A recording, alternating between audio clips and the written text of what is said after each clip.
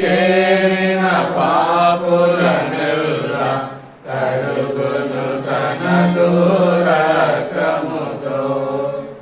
ఎవరో తెలుసా యేసయ్యా, చెబుతా నేడు వినవయ్యా. పెడచెవి పేటక తరపడి వచ్చి రక్షణ పొందయ్యా, రక్షణ పొందయ్యా. యేసే దేవుడు ఎరుగవయ్యా, రాజుల రాజుగా వస్తాడయ్యా. యేసే దేవుడు ఎరుగవయ్యా, రాజుల రాజుగా వస్తాడయ్యా. నమ్మిన వారిని చేర్చును పరమును, నమ్మని వారికి నరకమిగా. నమ్మిన వారిని చేర్చును పరమును, నమ్మని వారికి నరకమిగా. ఎవరో తెలుసా యేసయ్యా, చెబుతా నేడు వినవయ్యా. పెడచెవి పేటక త్వరపడి వచ్చి రక్షణ పొందయ్యా, రక్షణ పొందయ్యా. యేసుని తరపున ప్రతినిధినై, దేవుని ప్రేమకు ప్రతిరూపమై. యేసుని తరపున ప్రతినిధినై, దేవుని ప్రేమకు ప్రతిరూపమై.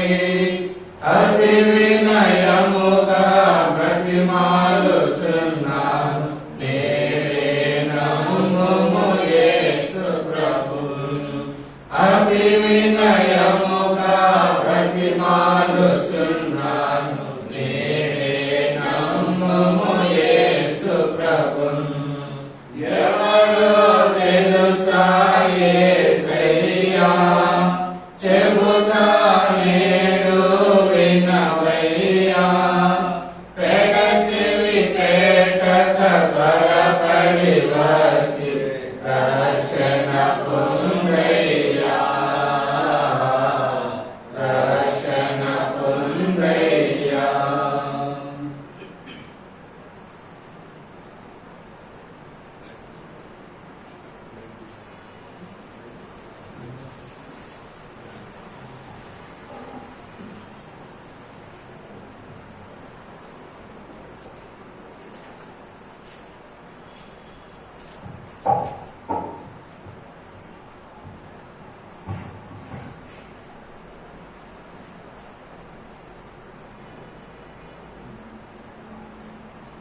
సాయంకాల సమయంలో స్వార్థ కోరికలై చేరవలసినటువంటి పరిశుద్ధులందరూ కూడా క్రీస్తుపై శుభాకాంక్షలు తెలుస్తున్నాను.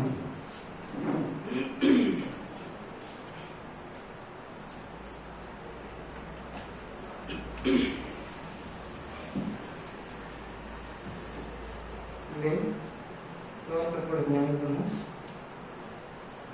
మత్తయి సువార్త 1వ అధ్యాయం 21వ వచనాన్ని అందరం కలిసి చదువుతున్నాం.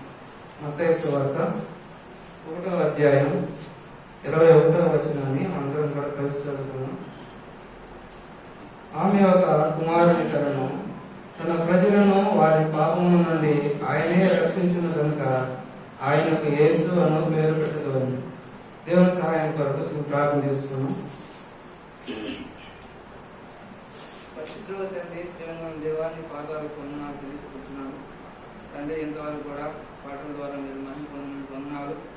తండ్రి ఆయన వాక్య పరిచయలు ప్రభుత్వాన్ని పుట్టిన దాసుని మీరు సిరుచాటు మరుగుపరచండి. తండ్రి నాయన మీరు ఉద్దేశించినటువంటి ఉద్దేశాలు ఏవైతే ఉన్నాయో మీరే స్వీట్గా మీ దాసులతో మాట్లాడుతున్నామని తండ్రి వెనుకబడినటువంటి ప్రజలకు కూడా గ్రహించుకునే హృదయాన్ని ప్రతి ఒక్కరు కూడా అనుగ్రహించి ఆత్మీయులు వర్ధిల్లడం సహాయం దయచేయమని, సమస్తం కూడా మీరు నడిపిన సహాయం దయచేయమని యేసునామమున ప్రార్థిస్తున్నాను తండ్రి. ఆమేన్.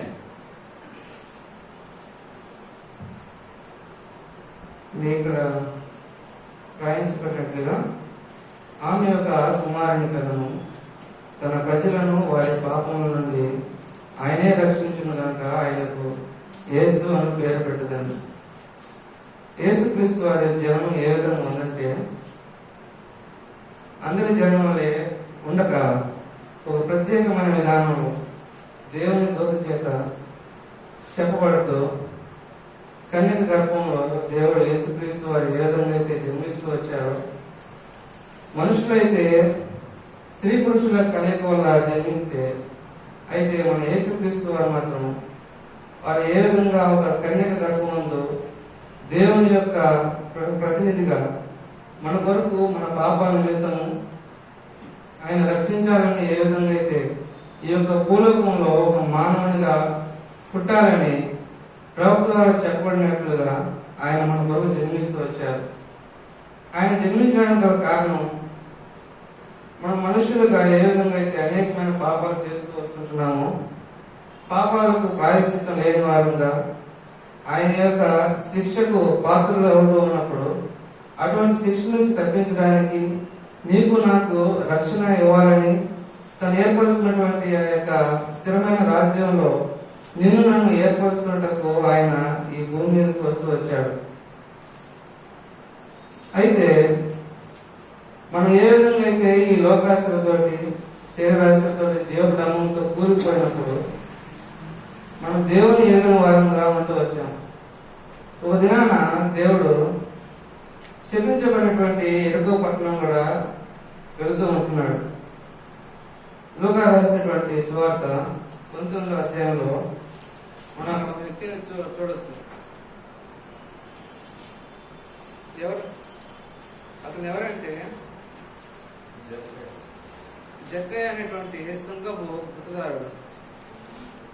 తను ఏ విధంగా అయితే మనుషులను లక్ష్య పెట్టక తన ఇష్టానుసారంగా ప్రజల దగ్గర దోపుడు సొమ్మును దొంగిలిస్తూ వచ్చేవాడు. అన్యాయంగా వారి సొమ్మును అతను వారి దగ్గర లాక్కుంటూ వచ్చేవాడు. అయితే యేసుక్రీస్తు వారు జన్మించిన తర్వాత తన యొక్క 30వ యొక్క సువార్త ప్రారంభించినప్పుడు ఆ యొక్క శపించబడినటువంటి ఎరుకో పట్టణంలో వెళ్తూ ఉంటున్నాడు. వెళ్తూ ఉన్నప్పుడు యేసును గురించినటువంటి సువార్త ఆ యొక్క సుంకపు గుర్తుదారుడైనటువంటి జక్కయ్యకు వినబడినప్పుడు యేసు ఎవరో చూడాలని తన యొక్క ప్రాణంలో ఆశపడుతూ వచ్చింది.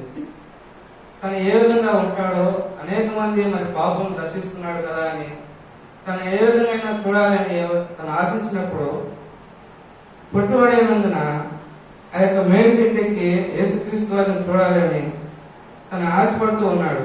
అయితే దేవుడు సమస్తను కూడా ఎరిగినవాడు కనుక ఆ యొక్క జక్కయ్య హృదయంలో ఉన్నటువంటి ఆశను తను ఏ విధంగా ఎరిగి ఆ చెట్టు మీద ఉన్నటువంటి జక్కయ్యను పిలుస్తూ వచ్చాడు.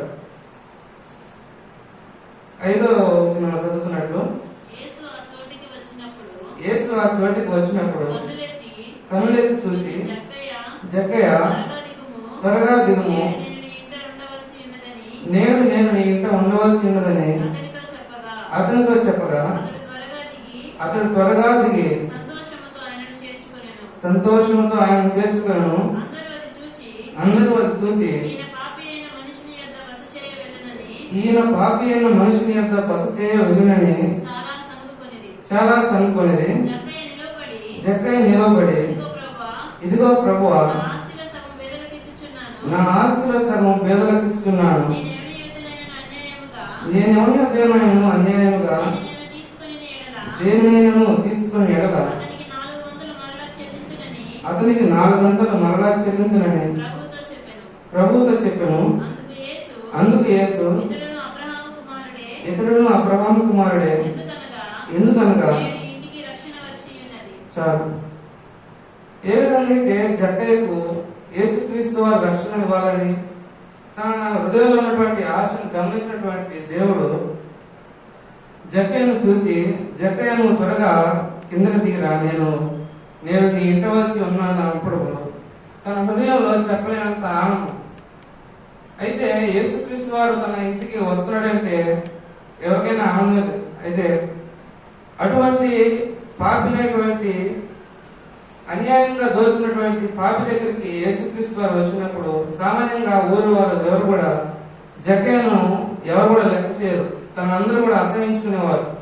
అయితే తన ఇంటికి ఒక మనుష్యుడు ఏ విధంగా అయితే తనను ప్రేమించి తన ఇంటికి వస్తున్నాడని ఎరిగినప్పుడు తన హృదయంలో ఉన్నటువంటి సంతోషం అది ఎంత ఇంత కాదు. యేసుక్రీస్తు వారు తనను చూసినప్పుడు తన హృదయాంతరంగంలో తనకు బయలుపరుస్తూ వచ్చాడు. తను ఏ విధంగా అయితే అందరి దగ్గర అన్యాయంగా వసూలు చేస్తూ ఉన్నాడో ఆ యొక్క ఆలోచన తన దృష్టికి తీసుకొచ్చినప్పుడు తన హృదయంతో కూడా మారిపోతూ వచ్చింది.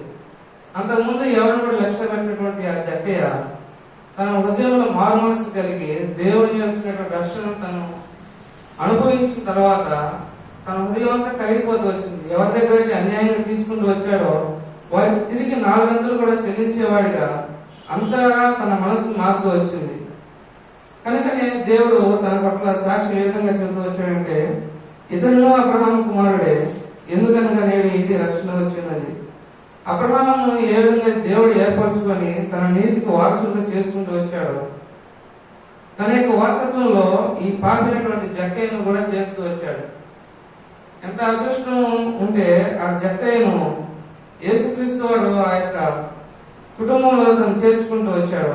అటువంటి పాపం దర్శించడానికి దేవుడు ఈ లోకానికి వచ్చి ఉన్నాడు. అయితే ఈ పాపం అనేది మొదటగా ఏ విధంగా అయితే ఏర్పరచబడిందో మొదటి యోహాను రాసినటువంటి పత్రిక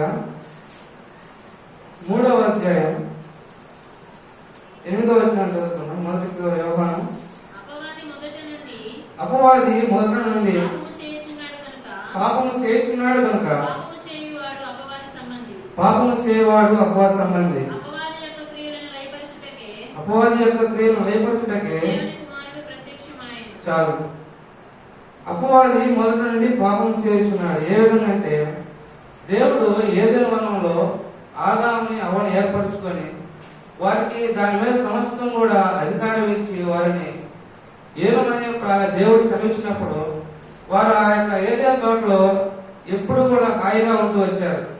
ఎక్కడ కూడా వారికి ఎటువంటి కష్టం లేకుండా దేవుడు అనుదినం కూడా వారిని సాయంత్ర సమయంలో కలుసుకుంటూ వారితో ముచ్చటిస్తూ వచ్చేవాడు. అయితే ఒక దినాన అపవాది వారిని ప్రేరేపించి దేవుడు ఏ విధంగా అయితే తినకూడని పనులను వారి చేత తినిపిస్తూ వచ్చినప్పుడు దేవుని ఎదుట వారు పాపం చేసిన వారుగా వచ్చారు. దేవుని ఎదుట ఒక విధంగా పాపం చేయడం అంటే 3వ అధ్యాయం 4వ వచనం రాయించినట్టుగా పాపం చేయి ప్రతి వాడును ఆజ్ఞను అతిక్రమించును, ఆజ్ఞ అతిక్రమణ పాపం. దేవుడు మనకు కొన్ని ఆజ్ఞలు ఇస్తూ వచ్చాడు. పాత నిబంధనలను చూసినట్లయితే నిర్గమకాండంలో దేవుడు మోషే ద్వారా 10 నిబంధనలను ప్రజలకు అనుగ్రహించినప్పుడు ఆ పాపంలో ఏ ఒక్కటి వారు తప్పు చేసినా కానీ వారిని రాళ్లతో పట్టి చంపాలని దేవుడు ధర్మశాస్త్రానికి విధిస్తూ వచ్చాడు. ఈ ఆదాము అనే వారు కూడా అపవాది చేత ప్రేరేపించబడి దేవుడు ఇచ్చినటువంటి ఆ స్వాస్థ్యాన్ని వారు పోగొట్టుకున్నప్పుడు వారు ఆ ఆజ్ఞను అతిక్రమించడం వల్ల ఆ యొక్క ఏదైనా తోట నుంచి వెలువబడుతూ వచ్చారు. ఆ రీతిగా మొదటి నుంచి కూడా అపవాది ప్రజలను ఏ విధంగా అయితే అభ్యంతర పెడుతూ వాడు అనేక విధాలుగా దేవుడిని నుంచి దేవుడు చేయటువంటి గొప్ప రక్షణ నుంచి కూడా తప్పిస్తూ పాప జీవితంలో వాడు అనేక విధాలుగా ప్రజలను కూరుస్తూ ఉన్నాడు. ఈ విధంగా ఆజ్ఞను అతిక్రమించడంలో మన యొక్క ఇశ్రాయేలు ప్రజలు వారు ఎంత మాత్రం కూడా వెనుకతీనటువంటి వారు. అటువంటి వారిలో యెహోషువ గ్రంథంలో మనం వ్యక్తిని చూస్తూ రావచ్చు. అక్కడ ఏ విధంగా అయితే దేవుడు ఒక ఆజ్ఞను వారికి బయలుపరుస్తూ వచ్చాడంటే, యెహోషువ తన సైన్యంతో ఎరుకో పట్టణం మీద యుద్ధానికి వెళ్ళినప్పుడు దేవుడికి వారికి ఆజ్ఞిస్తూ వచ్చాడు. ఎరుకో పట్టణం శిథిలమైంది కనుక అందులో ఉన్నది ఏది కూడా మీరు ముట్టుకోకూడదు, ముట్టుకున్న ఏళ్ళ వారు శాపగ్రస్తులు అవుతారని దేవుడు ఖండితంగా వారు శ్రమించినప్పుడు ఆకలి అనే వ్యక్తి అక్కడ ఉన్నటువంటి బంగారాన్ని, వెండిని, వస్త్రాన్ని చూశాడు.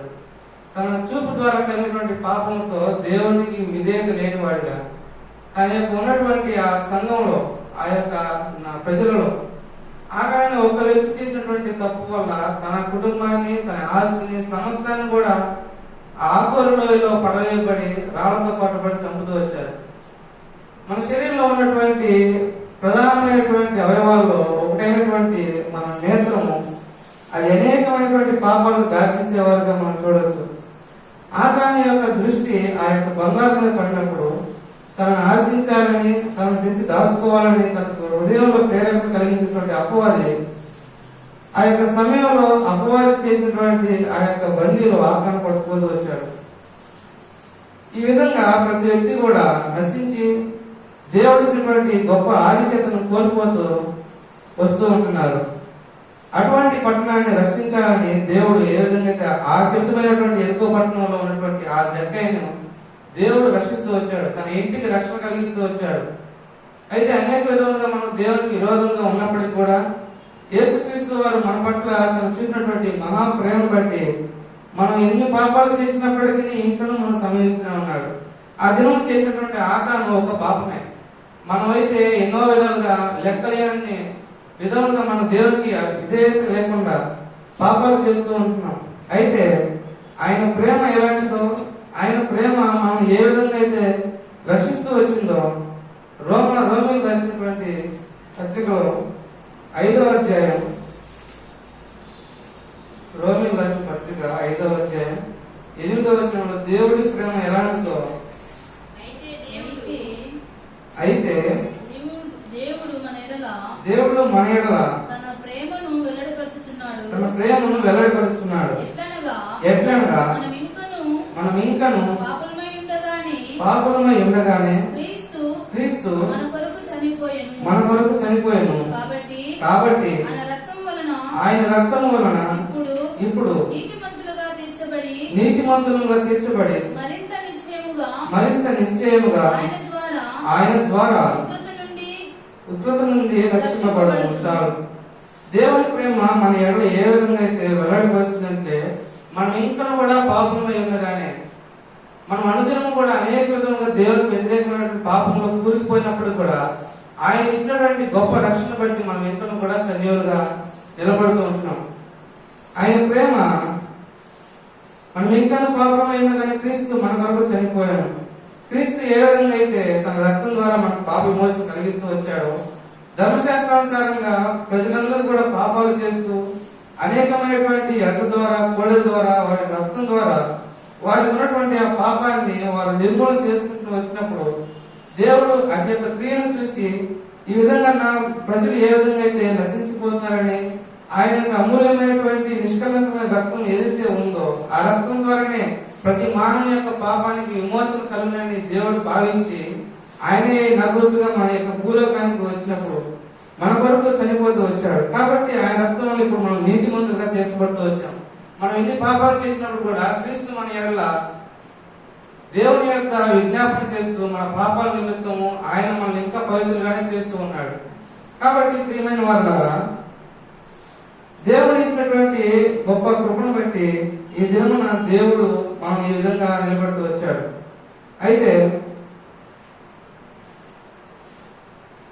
దేవుడు మనం రక్షించడమే కాకుండా ఇంకా మనం ఏ విధంగా అయితే చేయాలని ఆశపడుతున్నాడో ప్రకటన గ్రంథం 1వ అధ్యాయం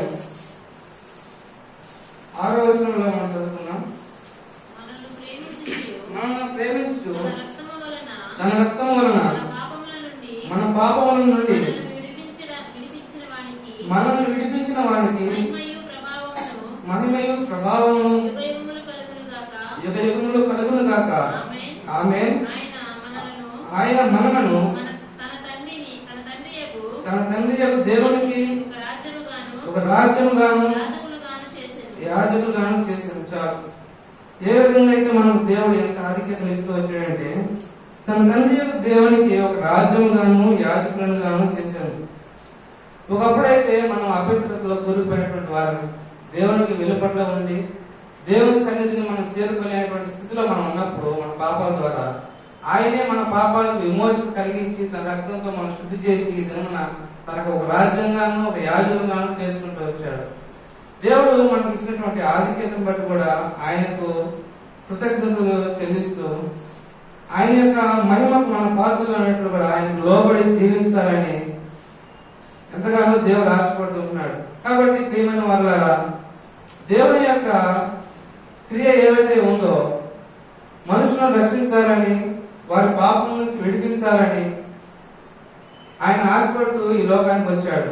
అటువంటి స్థితిలో ఉన్నటువంటి పౌలు ద్వారా తన జీవితంలో అనేక విధాలుగా క్రైస్తవుల్ని పోసినప్పటికీ తన పట్ల ఉన్నటువంటి ఉద్దేశాన్ని బట్టి దేవుడు తనను ఏర్పరచుకొని అనేక సంఘములను నిర్మించి యేసుక్రీస్తు వారి సువార్తను అనేక మంది ప్రజలకు వెల్లడిపరిచేవారుగా ఉంటున్నాడు. ఈ దినమున నిన్ను నన్ను కూడా తన రాజ్యంగాను తన వారసత్వంగాను చేసుకుంటూ వచ్చాడు. అయితే 2వ కొరింథీయులకు రాసినటువంటి పత్రికలో పౌలు ఏ విధంగా అయితే రాయిస్తూ వచ్చాడంటే 5వ అధ్యాయం 17వ వచనం, కాగా ఎవడైనను క్రీస్తునందున్న యెడల వాడు నూతన సృష్టి, పాతవి గతించెను, ఇదిగో క్రొత్తవాయెను. చాలు. ఎవడైనా క్రీస్తు యేసునందున్న యెడల వాడు నూతన సృష్టి, పాతవి గతించెను, ఇదిగో క్రొత్తవాయెను. జక్కయ్య పాత స్వభావంలో ఉన్నప్పుడు అనేక మంది ప్రజలు హింసించినటువంటి వాడే, అన్యాయంగా వారి దగ్గర ధనాన్ని దోచుకున్నటువంటి వాడు. అయితే యేసుక్రీస్తు ఎప్పుడైతే తన జీవితంలోకి వచ్చినప్పుడు తనలో ఉన్నటువంటి పాత స్వభావం అంతా కూడా ఆయన తన రక్తం ద్వారా కడిగి వేస్తూ వచ్చాడు. ఈ దినమున మనం ఎన్నో పాపాలు చేసినప్పటికీ మనలో ఉన్నటువంటి పాత స్వభావాన్ని తీసివేసి దేవుడు నూతన సృష్టిగా మనం ఏర్పరచుకుంటూ వచ్చాడు. మనల్ని కాకుండా తను ఏర్పరచినటువంటి ప్రతి ఒక్క జనాంగాన్ని అటు విధంగా ఆయన రక్షించాలని ఆయన యొక్క పరిశుద్ధ రక్తం ద్వారా నీకు నాకు పాపమోచన కలిగిస్తూ వచ్చాడు. అయితే మనలో ఏ విధంగా అయితే పాత ఉన్నటువంటి కూడా గతించిపోయి ఈ దినమున మనం క్రొత్త వారుగా దేవుని యొక్క ఆలయంలో ప్రవేశిస్తూ వచ్చాము. దేవుడు ఇంత గొప్ప ఆధిక్యతను ఇవ్వడానికి కారణం కూడా యేసు తన రాజ్యంగా మనం చేర్చుకోవాలని ఎంతగానో ఆశపడుతున్నాడు. కనుకనే నీవు నేను కూడా దేవుడి ఎరిగిన వారమై ఆయనకు లోబడి ఆయన యొక్క ఆజ్ఞలను అతిక్రమించకుండా ఆకారం వల్లే మనం ఏ విధంగా అయితే అటు యొక్క మరణంలో పాలిభాగస్తులు కాకుండా జక్కయ్య వల్లే ఆయన ఏ విధంగా అయితే నిన్ను ఇంకా నా ఇంట చేయాలని ఆశపడుతున్నాడో, నీ ఇంటికి రక్షణ ఇవ్వాలని, నీ కుటుంబానికి, నీ జనాంగానికి ఆయన ఒక రాజ్యంగా ఏర్పరచుకోవాలని ఆయన ఏ విధంగా అయితే ఆశపడుతున్నాడో అట్టి వారిగా మనం ఉండాలని దేవుడు కోరుకుంటున్నాడు. దేవుడు ఈ వాక్యాన్ని దీవించి ఆశ్రయించుగాక. ఆమేన్.